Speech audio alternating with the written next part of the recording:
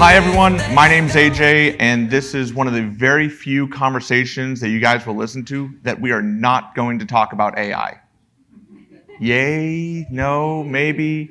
Because here's my thing with AI. I love it. It's not that I hate AI, but I don't know about you guys, but if I had $1 for every time in the last 24 hours that someone told me about AI, it's going to change our lives, it's here to stay, I could probably afford eggs in this economy, let's be honest. Now, the thing with data and with AI is I feel like AI has helped us get a little lazy. We're not really going back to the basics. The thing within professional services, implementation, customer success is we want to understand and we don't want someone else to do the work for us. For me, it's rolling up your sleeves, it's understanding what's going on, how to grow, how to build that long-term relationship. So today we're going to talk about how we're able to reduce churn, why it's so important with data, and also maybe help you guys make some money for yourselves, and you'll hear in a little bit. So the first thing, data equals insights. Everyone can see it, we understand, but what does it happen? We need to have actionable insights. As a few people earlier were talking about, hey, I have a problem, but I don't have a solution. Okay, well, let's look at it 3 ways. The first, what does the customer tell you directly? Now, this is not, getting your NPS scores back or surveys. This is actually getting on the phone, talking with your customers, and asking them, what do you like about our product? What don't you like about our product? How can we improve? The second, what you think the customer tells you. Okay, we don't read minds, kind of like my wife. She wants me to read her mind. I'm like, I can't do it, I'm sorry. But by doing this, you're able to say, okay, what do we think the customer want? Do they like the product? What don't they like? And then the third is about what the data actually tells you. And there's thousands upon thousands of different data points that you can look at. But then you can start to see trends. What's happening? What's the next step? Is the data telling us something that our executives are saying differently? Maybe the customer's telling us something about onboarding. Oh, it's so difficult, we can't get up to where we want to be and it's taking way too long. But the data's telling us that it's taking you 5 days to log in and do the basic steps. Why is that? And again, it's an ongoing process. So anything you do within data, looking at data, analyzing it, executing it, it's not just a one-stop shop. Continue to evolve. Look at the data. How can we improve? So, do I have any big basketball fans here? March Madness fans? Okay, maybe. So for those of you who maybe live under a rock, one of the biggest months of the year is March for NCAA, and I promise there's a point to this. This is where you guys are going to win some money next year, maybe, or at least I'm going to help you.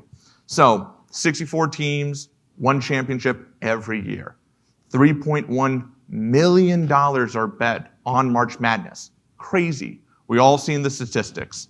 For example, number 2 seeds favored by 17 points. They've gone 14, 24, and 1 against the spread since 2005.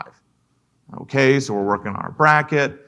Now, what if I told you, if we look at 5 different scenarios, I can help predict who's going to be in the top Final 4 and who actually might win the national championship. So let's take a look. The first thing is the KenPom algorithm. If anyone hasn't heard of it yet, it's been out since 2002. Yet no one's really utilizing that. No one's understanding, okay, there's this free data out there. AI actually wasn't able to help me with this. When I was looking at this at the beginning of March, I'm like, okay, who do I want to pick? Who do I think is going to win the national championship? Every national champion has been inside the top 25 in offense and defense pre-tournament. So this is before the tournament even starts. Then we look at the week 6 AP top 12 poll. So we're starting to see a few trends. 8 teams are starting to fit into here. Okay. Well, now we're looking at top 21 offense and top 29 defense efficiency. Anyone's team still up there that we're recognizing? Again, this is this year's data. So now, since 1998, we're going even further back than Ken Palm's algorithm. Finished in the top 2 in their final conference standings. We still got a few teams up there going, okay, my Cyclones didn't make it. If anyone else is an Iowa State fan, it was a rough year for us. Now, potential #1 seeds plus UConn. Again, another key indicator. We're looking at all the trends. We're looking at the data points telling us, okay, where do we go? How do we develop this? And what's it all telling us? Now we've got, what, 8 teams, Auburn, Duke, Houston, Alabama, Tennessee, Florida, Michigan State, and UConn. Well, we're looking at the championship tiers. Tier 1, they've hit every category that we talked about.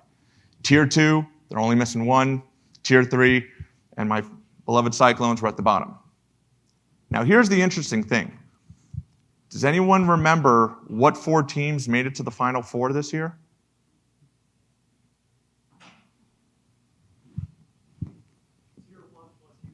Exactly. So we're looking at all this information, all this data points. Okay, well, what were the 2 teams that played in the national championship?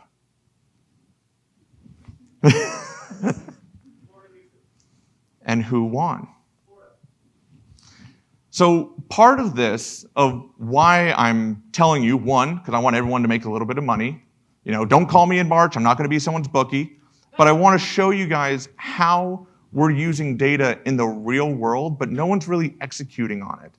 No one is saying, oh, we should do this every year. It's more of a fun game because everything doesn't have to revolve around work. Now, let's get to what we're talking about and why is data so important within storytelling, within everything we do. I want to talk about churn because not a lot of people are talking about churn in today's market. They're talking about onboarding. How do we get people to the next stage? Well, first, looking at identifying your churn signals. As Jasmine was talking about earlier, okay, how do we identify risk? Then we want to segment those customers. Okay, are they red customers? Have we not talked to them? Are they not using the product? And then we want to personalize the retention. So sending out emails, NPS scores. Hey, it's been a while since we talked to you. How do you like the product? Not as effective. And then measure and repeat. Understand what are we going to do? How are we going to improve?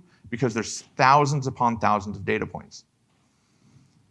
3 years ago, I was the director of strategic partnerships and customer success at ShareTrue. Now, ShareTrue is a cybersecurity healthcare company. And when I was brought in, our churn rate was 12.4% year over year since 2018. I know a few people are like, shit. No one wanted to take accountability from it. Sales, as everyone here knows, sales, okay, we sold the sale. Figure it out.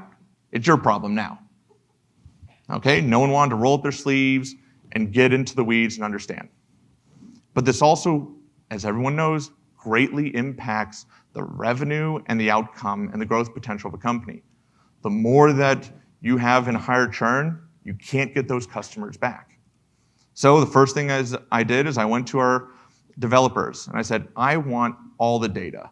And when I say all the data, I mean every data point that we have on features, on how customers are using our platform. And then from there, thousands upon thousands of Excel blocks. The next thing I did is I went into our Salesforce, pulled all of that information. The industry, the company size, what were they doing? When was the last time we talked to them? How did they onboard? Who was our salesperson at the time? Could it have been a certain person? Could it have been a time of year? All these different scenarios. Now, I'm not going to show you all the data, but remember those 3 buckets we talked about. What the customer says, what we think the customer says, but what the data tells us.